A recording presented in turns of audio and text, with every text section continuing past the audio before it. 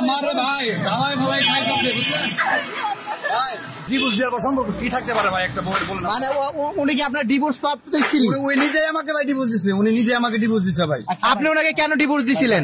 আপনি কি চান আপনার? আপনি তো ওনাকে ডিভোর্স দিয়ে দিচ্ছেন, আপনি ওনার কাছে বারবার কেন আসেন?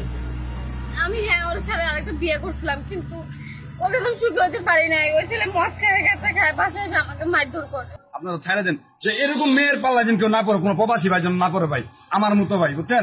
আমি 7-8 লাখ টাকায় মায়ের পিছে ভাঙছি, ভাঙার পর ভাই 3.5 লাখ টাকা কাবিনের নিছে ভাই আমার কাছ থেকে, জানেন জোর জবরদস্ত করে ভাই। আমি ওইটা আমার আকামা পাই নাই ভাই, আমি সৌদি আরব যাই জানেন ভাই। আমার মেয়েরা কেমনে উনি যেহেতু প্রবাসীও থাকে, আপনার তো 2টা সন্তান ছিল তাই না? 2টা সন্তান রেখে আপনি কিভাবে আরেকটা পরকে প্রেম করে চলে গেলেন? টাকাওয়ালা পাইছি যে আমার থেকে টাকাওয়ালা ছিল না মিয়া, যারে নিয়ে গেছিলাম না উল্টা পাল্টা বুঝছেন কে মিয়া। ক্যামেরা সরান ভাই। আর ভাই যা লয়ে গেছে হেরে একসময় টাকা পয়সা আমি যেখানে প্রবাসী ছিলাম লাখ লাখ টাকা মাসে দিতাম, ফ্ল্যাট ভাড়া দিতাম ভাই 25,000 টাকা, কারেন্ট বিল আসতো ভাই 5,000 টাকা, 30,000 টাকা আমার বাসা ভাড়া সব যাইতো বুঝছেন। তাহলে খাওয়া দাওয়া আছে, আরো পোলাপানের খরচ মরচ এভরিথিং আছে, ও শপিং টপিং আমার মাস শেষে 1 লাখ টাকা পর্যন্ত যাইতো ভাই, 1 লাখ টাকা। হ্যাঁ কেন ভাই আমার আজকের অবস্থা খারাপ ছিল দেখে বুঝতে পারছি। আচ্ছা আপনি কি ওনার কাছে টাকা নিতে আসছেন? না আমি টাকা দিলে কেন?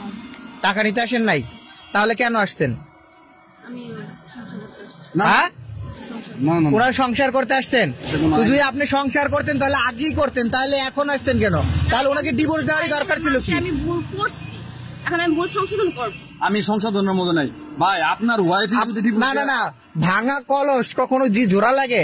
মাটির পাত্র যদি একটা ভেঙে যায় এটাকে জোড়া দেওয়া যায়? যদিও বা জোড়া লাগে চিহ্ন কিন্তু থেকে যায়, যদিও বা একটা গ্লাস হাত থেকে পরে ভেঙে যায় সেটাকে জোড়া দিতে পারবেন আপনি? আপনারা যান, আমি বাসা যাবো, আমি খুব ক্লান্ত ভাই বুঝছেন, কাজে গেছিলাম কাজে ভাই। দাঁড়ান বের করো। আচ্ছা আচ্ছা দাঁড়ান। আচ্ছা আঙ্কেল এই যে আপনার এই যে এই মেয়েটা কতক্ষণ যাবত এখানে আছে? একটু এদিকে এসে বলেন, এদিকে এসে। ঘন্টা খানিক ধরে ওনার বাসায় আছে তাই তো? আচ্ছা তো এই মেয়ে কি মানে কি জন্য আসে এখানে, বারবার কেন আসে? কিসের জন্য যা আছে এটা তো আমি বলতে পারি না, এটা এখন হ্যাকার ব্যাপারে আমি খালি আসা যাওয়া করে দেখি যে মাঝে মধ্যে যাতায়াত করে।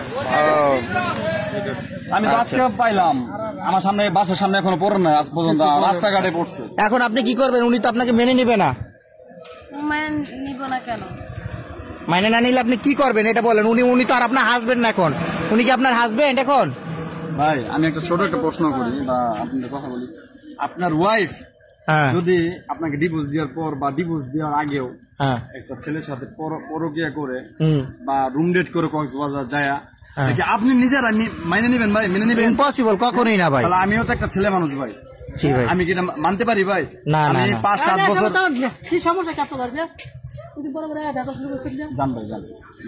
ভাই সমস্যা কি আপনি জানেন ভাই? ভাই শুনেন, আমার অনেক মানে ফার্স্ট একটা আমাদের সাথে বিয়ে ভাই, দুপুরবেলা তো দোকানের ঝামেলা করছে ভাই আমার ভাই। আমি প্রবাসে আসার পর 7টা মাস ধরে ভাই আমার জ্বালাই যাচ্ছে ভাই মেয়েরা রাস্তাঘাটে ভাই, এটা একটু সমাধান করে দিয়ে যান ভাই। 1 মিনিট ভাই, ভিতরে আইলে ভালো হইতো। আপনারা ছেড়ে দেন যে এরকম মেয়ের পাল্লা যেন কেউ না পড়ে, কোনো প্রবাসী ভাই যেন না পড়ে ভাই আমার মতো ভাই বুঝছেন। আমি 7-8 লাখ টাকায় মায়ের পিছে ভাঙছি, ভাঙার পর ভাই 3.5 লাখ টাকা কাবিনের নিছে ভাই আমার কাছ থেকে, জানেন জোর জবরদস্ত করে ভাই। আমি ওইটা আমার আকামা পাই নাই ভাই, আমি সৌদি আরব যাই জানেন ভাই। আমার কান্দাইতেছে ভাই কত শুনে। এই মেয়ের আমি আকামা পাই নাই ভাই, কষ্টের ভিতরে এটিএমে পোলা নিয়ে ভাই ডেটিং এ যায়। আমার ডিভোর্সের লেটার, ডিভোর্সের কাগজ পাঠাইছে বাসা। আমার মা আমার ফোন দিয়ে কইতাছে তোর বাচ্চা 2টা দিয়ে গেছে, তো তোর বউ আমার বাসায় ডিভোর্সের দিয়েছে, টাকা পাঠাতে তাড়াতাড়ি 3.5 লাখ টাকা, না তোর নামে মামলা দিব ভাই। আমি এই চিন্তায় ভাই আমার ঘুম নাই, কষ্ট কইরে ভাই, কষ্ট করতে করতে ভাই অফিসের সৌদি আরবে ভাই কোম্পানি ডিউটি করার পর ভাই যেটুকু সময় ভাই ভাই আমি যে আপনার রেস্টুরেন্টে কাজ করি, কইরে ভাই কষ্ট মষ্ট করে টাকা ভাই দিয়েছি, জানেন ভাই। ওই টাইমে আমার খুব করুণ অবস্থা গেছে ভাই ওই টাইমে। আপনার হাজবেন্ডের এই যে এই অভিযোগগুলো, এগুলো সব সত্য ঘটনা? যেগুলো বলছে এগুলো সত্য কথা? কি বলা সত্য না? সত্য। আচ্ছা এত কষ্ট করে আপনার টাকা দিছে, সবকিছু দিছে, হ্যাঁ, তখন আপনি বুঝেন না, আর এখন আবার আপনার দৌড়ায় চলে আসছেন। আসলে এটা তো মেনে নেওয়ার মতো। এখন যদি আপনি ওনার সাথে যাইতে চান, উনি তো এটা তো আপনার হচ্ছে অবৈধ হবে, অবৈধ সম্পর্ক হবে ভাই। যদি বলে যে এখন বিয়ে করে নিয়ে যেতে, তাও আমি পারবো না ভাই। আমি আমার 2 সন্তান নিয়ে আলহামদুলিল্লাহ ভালো আছি ভাই।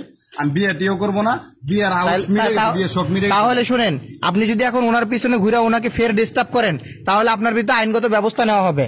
এটা আমিও নিবো ভাই, এটা তো আপনার তাহলে আপনার বিরুদ্ধে আইনগত ব্যবস্থা নেবে, কারণ আপনাদের মাঝে আর এখন সম্পর্ক নাই, না। ছাড়াছাড়ি হয়ে গেছে। সো এখন ওনাকে আর আপনি ডিস্টার্ব করতে পারবেন না। আজকের পর থেকে যে ভিডিও করে রাখলাম, আপনি এখন আসতে পারেন। যাও।